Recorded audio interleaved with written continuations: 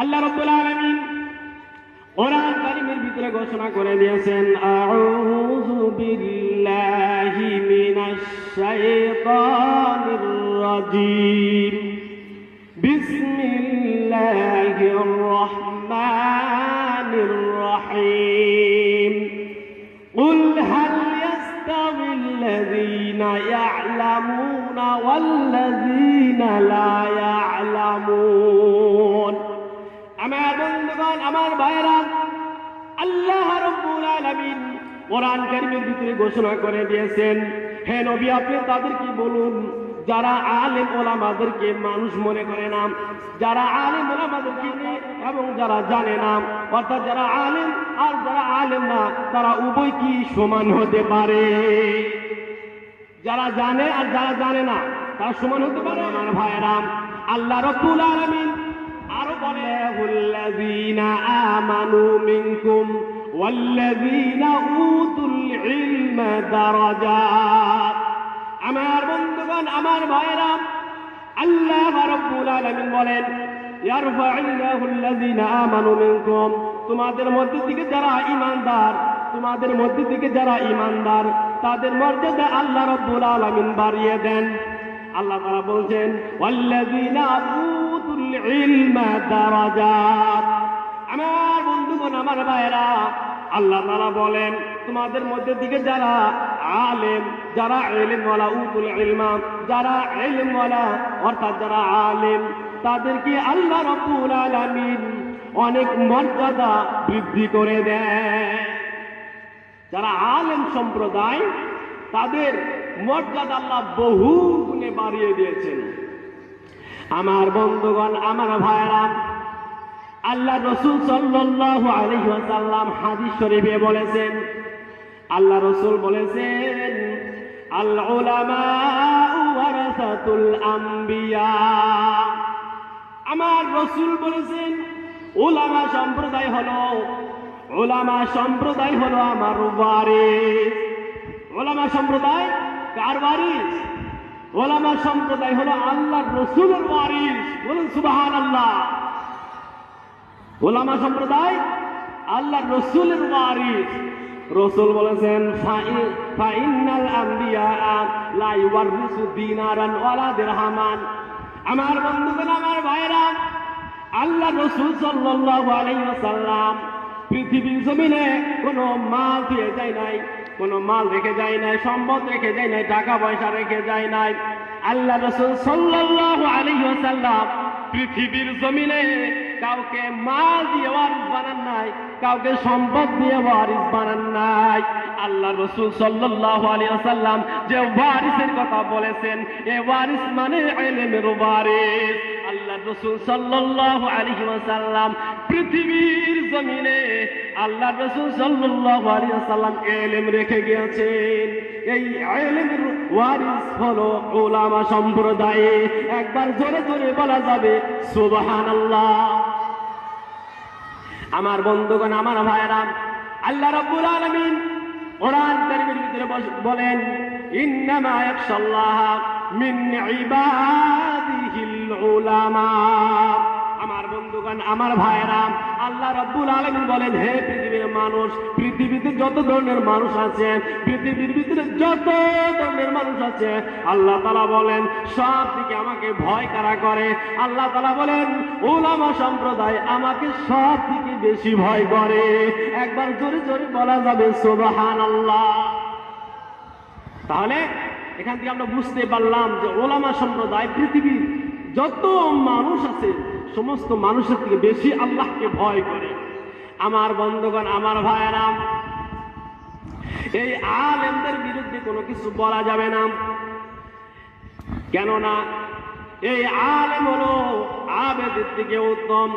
আল্লাহ রাসূল সাল্লাল্লাহু আলাইহি ওয়াসাল্লাম হাদিস শরীফে বলেছেন, হযরতে আবু উমামা বাহিনী রাদিয়াল্লাহু তাআলা আনহু বলেন, হাদিসটি তিরমিজি শরীফের হাদিস, রাসূলুল্লাহ সাল্লাল্লাহু আলাইহি ওয়াসাল্লাম এক সময় দুইজন ব্যক্তি সম্পর্কে আলোচনা করলেন। তার ভিতরে একজন ছিল আলেম, আরেকজন ছিল আবেদ। একজন আলেম, আরেকজন আবেদ। আবেদ মানে কি? অনেকে বলবে হুজুর আবেদ মানে কি? আবেদ মানে হলো সারা দিন রোজা রাখবে, রাতের বেলা সারা রাত ইবাদত করবে, তাকে কি বলে? তাকে আবেদ বলে। রাসূলুল্লাহ সাল্লাল্লাহু আলাইহি ওয়াসাল্লাম হাদিস শরীফে বললেন, ও সাহাবারা শুনে রাখো, শুনে রাখো, এই আলেমের মর্যাদা এত, আলেমের মর্যাদা আল্লাহ রাসূল সাল্লাল্লাহু আলাইহি ওয়াসাল্লাম এত বললেন যে আবেদের তুলনায় আলেমের মর্যাদা এত, যেমন তোমাদের সাধারণ ব্যক্তির উপরে আমি রাসূলের মর্যাদা। তো বলেন যে একজন আবেদের উপরে আলেমের মর্যাদা এতটুকু যতটুকু আমি রাসূলের মর্যাদা তোমাদের সাধারণ একজন ব্যক্তির উপরে। আপনারা বলুন, রাসূলের সমকক্ষ আমরা কেউ হতে পারবো? বলেন, সারাটা জীবন যদি আমরা এক সেজদায় কাটিয়ে দেই, তারপরেও রাসূলের সমতুল্য আমরা হতে পারবো? কেউ হতে পারবো না বাবাজিরা। হযরত আদম আলাইহিস সালাম থেকে নিয়ে মুহাম্মদ সাল্লাল্লাহু আলাইহি সাল্লামের পর্যন্ত যত মানুষ এসেছেন, কিন্তু রাসূলের সমকক্ষ কেউ আসে নাই। কেননা আল্লাহ রাসূল সাল্লাল্লাহু আলাইহি ওয়াসাল্লামকে আল্লাহ তাআলা বলেছেন সাইয়্যিদুল মুরসালিন। সাইয়্যিদুল মুরসালিন বলা হয়েছে রাসূলদেরও রাসূল। বলেন সুবহানাল্লাহ। কিয়ামত পর্যন্ত কোনো মানুষ আসবে না আমার বন্ধুগণ, আমার ভাইয়েরা। সেজন্য আলেমের কদর অনেক, আলেমের সমকক্ষ কেউ হতে পারবেন না আমার বন্ধুগণ, আমার ভাইয়েরা। আল্লাহ রাসূল সাল্লাল্লাহু আলাইহি ওয়াসাল্লাম বললেন, একজন আলেমের জন্য পুকুরের যে মাছ, নদীতে যে মাছ বসবাস করে, এই মাছরা আল্লাহ তাআলার দরবারে এই আলেমের পক্ষে ইস্তেগফার করে। আমার বন্ধুগণ, আমার ভাইয়েরা, আসমানে যে ফেরেশতা আছে, আল্লাহ সমস্ত ফেরেশতারা আলেমদের জন্য দোয়া করে। আমার বন্ধুগণ, আমার ভাইরা, যত মাখলুক আছে, আল্লাহ রাসূল বলেছেন জমিনের ভিতরে যে ছোট্ট ছোট্ট মাখলুক, যে পিঁপড়া আমরা ভালোভাবে দেখতেই পারি না, এই পিঁপড়াগুলো এই আলেমদের জন্য মাগফিরাতের জন্য দোয়া করে। চিল্লায়ে বলুন না সুবহানাল্লাহ। এই আলেমদের জন্য সমস্ত মাখলুক দোয়া করে। আর আমরা কি করি? এই আলেমদের কি করে বিরুদ্ধে করা যায়, আলেমদের কি করে কষ্ট দেওয়া যায়, সেই কাজে আমরা ব্যস্ত আছি নাকি? আমরা এই আলেম বিদ্বেষ করে আমাদের জীবনটাকে শেষ করলাম। আলেমদেরকে ভালোবাসতে হবে। আল্লাহ রাসূল বলেছেন কুন আলিমান, রাসূল বলেছেন কুন আলিমান, তুমি আলেম হও। আল্লাহ রাসূল বলেছেন কুন আলিমান, তুমি আলেম হও। আল্লাহ তাআলা কোরআন কারীমের ভিতরে ঘোষণা করেছেন ফালাউলা নাফারা মিন কুল্লি ফিরকাতিন মিনহুম তাইফাতুন লিয়াতাফাক্কাহু ফিদ-দীন ওয়া লিয়ুযিরু কওমাহুম ইযা রাজাউ ইলাইহিম লাআল্লাহুম ইয়াহযারুন। আমার বন্ধুগণ, আমার ভাইরা, আল্লাহ তাআলা বলেন প্রত্যেকটা গোষ্ঠীর থেকে, প্রত্যেকটা খানদানের থেকে কিছু মানুষ আলিম হওয়ার জন্য, ইলম শিক্ষা করার জন্য কেন বাইর হয় না? আল্লাহ তাআলা এখানে বুঝাইতে যাচ্ছেন যে কিছু কিছু মানুষ, প্রত্যেকটা খানদানের থেকে কিছু কিছু মানুষ বিজ্ঞ আলেম হওয়ার জন্য, দ্বীনের ইলম শিক্ষা করার জন্য তারা বাহির হয়ে যাক এবং তারা আলেম হয়ে ভালোভাবে ইসলাম সম্পর্কে ভালো জেনে, ভালো আলিম হয়ে নিজের এলাকায় যখন আসবে, তখন তারা নিজের কওমদেরকে কোরআনের কথা বলে, কবরের কথা বলে, হাসরের কথা বলে, পরক জাহান্নামের কথা বলে, এই সমস্ত কথা বলে বলে মানুষদেরকে ঠিক করবে। আল্লাহ তাআলা বলছেন যাতে করে মানুষ সতর্ক হতে পারে জাহান্নামের আগুন থেকে। আমার বন্ধুগণ, আমার ভাইরা, এখান থেকে বোঝা গেল আল্লাহ রাব্বুল আলামিন সমস্ত মানুষকে আলিম হতে বলে নাই, সমস্ত মানুষকে আলিম হতে বলে নাই। আল্লাহ তাআলা বলেন কিছু কিছু মানুষদেরকে আলিম হওয়ার কথা বলা হয়েছে। আমার বন্ধুগণ, আমার ভাইরা, ভালোভাবে খেয়াল করবেন।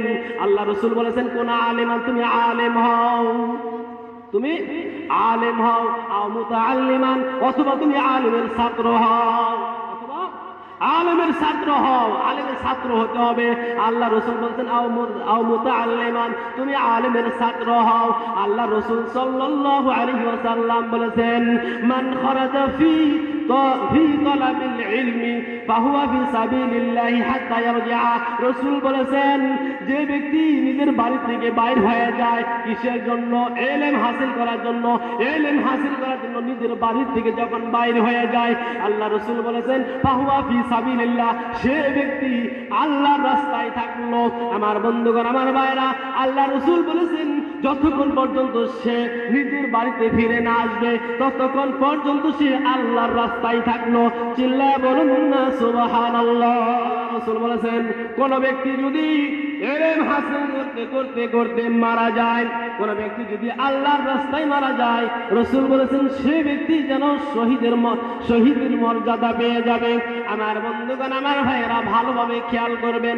রাসূলুল্লাহ সাল্লাল্লাহু আলাইহি ওয়াসাল্লাম বলেছেন আও মুস্তামিআন, অথবা তুমি আলেমের কথা শ্রবণকারী হও। আল্লাহ রাসূল বলেছেন যে ফার্স্টে তুমি আলিম হও, অথবা মুতাআল্লিমান, অথবা তুমি আলিমের ছাত্র হও, অথবা আলিমের কথা শ্রবণকারী হও। আমার বন্ধুগণ, আমার ভাইয়েরা, আল্লাহ রাসূল বলেছেন 3 নম্বরে তুমি আলেমের কথা শ্রবণকারী হও। আমার বন্ধুগণ, আমার ভাইয়েরা, আমরা যদি কোনো বিষয় না জানি তাহলে আমাদের জানতে হবে কাদের কাছে? কাদের কাছে জানতে হবে গো? আলেমের কাছে, নাকি? আল্লাহ তাআলা বলেন ফাসআলু আহলা যিকরি ইন কুনতুম লা তা'লামুন। আমার বন্ধুগণ, আমার ভাইরা, আল্লাহ তাআলা বলেন ফাসআলু আহলা যিকরি, তোমরা যদি না জানো তাহলে জিজ্ঞাসা করো। ফাসআলু আহলা যিকরি ইন কুনতুম লা তা'লামুন, যারা জানে তাদেরকে তুমি জিজ্ঞাসা করো যে বিষয় তুমি জানো না। সেজন্যই আমাদের প্রত্যেকটা ক্ষেত্রে আলিমদের পরামর্শ নিয়ে নিয়ে কাজ করতে হবে। আলিমদের পরামর্শ নিয়ে নিয়ে, আলেম ওলামাদের কাছে মানুষ বিশেষ জিজ্ঞাসাবাদি করে না। বর্তমান ইউটিউব আছে, ফেসবুক আছে, আপনার বিভিন্ন রকমের এগুলো সাইট আছে, সেগুলো আমরা কি করি? সার্চ করি। নামাজ কেমন করে পড়বো, হজ কেমন করে করবো, আকিকা কেমন করে করবো, আমরা কুরবানি কেমন করে করবো, ওখান থেকে জানতেছি। এটা আমাদের জানার মাধ্যম না। জানার মাধ্যম হলো কোথায়? আল্লাহ বলছেন ইন্নামাল ইলমু বিত-তাআল্লুম, বলছেন যে ইলম শিখতে হবে কোনো আলেমের কাছ থেকে, কোনো শিক্ষকের মাধ্যমে। তো ইউটিউব শিক্ষক কি? কোনদিন আনেগর ইউটিউব কি শিক্ষক আনেগর? ফেসবুক শিক্ষক? এখান থেকে শেখা যাবে না। আপনাকে শিখতে হবে কোনো আলেম, কোনো আপনার তার মানে যার যার মাযহাবের যে বড় বড় আলেম বা ইমাম আছে তাদের কাছে জেনে জেনে আপনার আমল করতে হবে প্রত্যেকটা ক্ষেত্রে। প্রত্যেকটা ক্ষেত্রে আপনি ইউটিউবে আগে যাবেন না। ইউটিউবে বিভিন্ন রকমের হুজুর, এই আহলে হাদিসের একটা হুজুর এক ধরনের কথা, এই হানাফিদের এক ধরনের কথা, এই শাফিদের এক ধরনের কথা, মালিকিদের এক ধরনের কথা, আপনি বিভ্রান্ত করে যাবেন, কোনটা করবেন? তো সেই জন্যই আপনার যার যার মাযহাবের যে ইমাম আছে, আলেম আছে, তাদের কাছে জিজ্ঞাসা করতে হবে। আল্লাহ রাসূল বলেছেন 4 নম্বর আও মুহিবান, আলেমদেরকে ভালোবাসতে হবে। আমার বন্ধুগণ, আমার ভাইরা, আলেমদেরকে যদি আমরা ভালোবাসতে পারি, মনে প্রাণে ভালোবাসতে পারি, তাহলে আল্লাহ রাসূল বলেছেন কোন ব্যক্তি যদি আলেমকে ভালোবাসলো, রাসূল বলেছেন সে যেন আমি রাসূলকে ভালোবাসলো। আর আল্লাহ তাআলা বলেন যে ব্যক্তি আমার রাসূলকে ভালোবাসলো সে যেন আমি আল্লাহকে ভালোবাসলো। আমার বন্ধুগণ, আমার ভাইরা, 5 নম্বর রাসূল বলেছেন ওয়ালা তাকুনিল খামিসা ফাতাহলিকা, রাসূল বলেছেন 5ম নম্বর হয় না। যদি 5ম নম্বর হও তাহলে তুমি ধ্বংস হয়ে যাবে। 5 নম্বর, 4 নম্বর হতে বলেছে, 5 নম্বর হতে বলে নাই। আল্লাহ রাসূল বলেছেন 5 নম্বরটাকে আল্লাহ তাআলা আল্লাহ রাসূল সাল্লাল্লাহু আলাইহি ওয়াসাল্লাম বলেছেন ওয়াল খামিসাতু আনতু গিজাল ইলমা ওয়া আহলাহু। রাসূল বলেছেন 5 নম্বর হলো আলেম এবং আলেমদের সাথে বিদ্বেষ পোষণ করা, আলেমদের বিরোধিতা করা। রাসূল বলেছেন কোন ব্যক্তি যদি আলেমদের সাথে বিদ্বেষ পোষণ করে, আলেমদেরকে ভালো না বাসে, আলেমদেরকে দেখতে না পায়, আলেমদেরকে দেখলেই মন খারাপ করে, আল্লাহ রাসূল বলেছেন পরকালে তার জন্য তার উপযুক্ত ঠিকানা হবে জাহান্নাম। সেই জন্যই এই আলেম ওলামাদেরকে ভালোবাসতে হবে। ইনশাআল্লাহ আপনারা ভালোবাসবেন তো? কে কে ভালোবাসবেন হাত তুলে আল্লাহকে দেখাবেন। নারায়ে তাকবীর। এই যারা যারা হাত তুলুন না, আমরা কি আলেমরা কি অনেক দুশমন নাকি? হাত তুলুন নেই যে। তো ইনশাআল্লাহ আমরা যতদিন বাঁচবো আলেম ওলামাদেরকে কদর করবো ইনশাআল্লাহ। আলেম ওলামাদেরকে যদি আমরা কদর করি, কেননা আলেম ওলামা তো আল্লাহ রসুলের ওয়ারিস গো। আল্লাহ রসুলের ওয়ারিসদেরকে যদি আমরা ভালোবাসি তাহলে আল্লাহ রসুল আমাদেরকে ভালোবাসবে না? আর আল্লাহ রসুল যদি আমাদেরকে ভালোবাসে তাহলে পরকালে আর আপনারও চিন্তা নাই, আমারও চিন্তা নাই। বুঝছেন কি? তো সেই জন্য আলেম ওলামাদেরকে কদর করতে হবে। আরেকটা কথা বলে দিই যে আমরা কথায় কথায় আলেমদের ঘুষ ধরার চেষ্টা করি বা বিভিন্ন রকমের তাদেরকে তুচ্ছ তাচ্ছিল্য মনে করি বা তাদেরকে অসম্মানী করি। অনেক মজমায় বা অনেক মিটিংয়ে আমরা আলেমদের বিভিন্ন সমালোচনা করি, তাই না? কিন্তু দেখুন ভাই, আপনার জন্য কোনো মাছেও দোয়া করতেছে না, আপনার জন্য কোনো মাছেও দোয়া করতেছে না, কোনো জন্তু জানোয়ারও দোয়া করতেছে না, ফেরেশতারাও দোয়া করতেছে না। কিন্তু আপনি যার বিরুদ্ধে কথা কইতেছেন তাকে ফেরেশতারাও দোয়া করতেছে, তার বিরুদ্ধে, তার জন্য তার পক্ষ হয়ে আল্লাহর কাছে ক্ষমা চাইতেছে ফেরেশতারা। মাছে দোয়া করতেছে, আপনার জীব জন্তুরা দোয়া করতেছে, সমস্ত মাখলুকাত দোয়া করতেছে। আল্লাহ তাআলা তাদেরকে ক্ষমা করে দিতে পারে, তাই না? আপনি যার সমালোচনা করতেছেন বা সে কোন একটা খারাপ কাজ করে ফেলতেছে, সে কোন একটা খারাপ কাজ করে ফেলতেছে, কিন্তু আপনি সে ব্যক্তি কিন্তু আল্লাহর কাছে তওবা করে সে কিন্তু ক্ষমা চেয়ে নিয়েছে। কিন্তু আপনি যে এই যে গীবত শুরু করলেন, গীবত করলেন, আপনার জন্য কেউ ক্ষমা চাইলো না, তাহলে তো আপনি আল্লাহর কাছে আরো বড় অপরাধী হইলেন, তাই না? এমনি তো নামাজ কালাম বেশি পড়েন না, তারপরেও যদি এগুলো করেন তাহলে তা আরো যাবে নাকি? তো সেই জন্যই আমরা কেউ কি চাই আমাদের আখিরাত ধ্বংস হোক? কেউ কি চায়? এখানে কেউ আছে যে আমরা আখিরাত আমাদের ধ্বংস হয়ে যাক, আমরা দুনিয়াতে ভালো থাকলেই হইবে নাকি? এটা কেউ চায়? দুনিয়া যেমন যেমন তেমনই কাটবে, কিন্তু আখিরাতে আমরা সবাই কি চাই? সবাই কি চাই? জান্নাত চাই তো? ইনশাআল্লাহ। সেজন্য আলেম ওলামাদেরকে ভালোবাসতে হবে ইনশাআল্লাহ। আমরা সকলে আলেম ওলামাদেরকে ভালোবাসবো।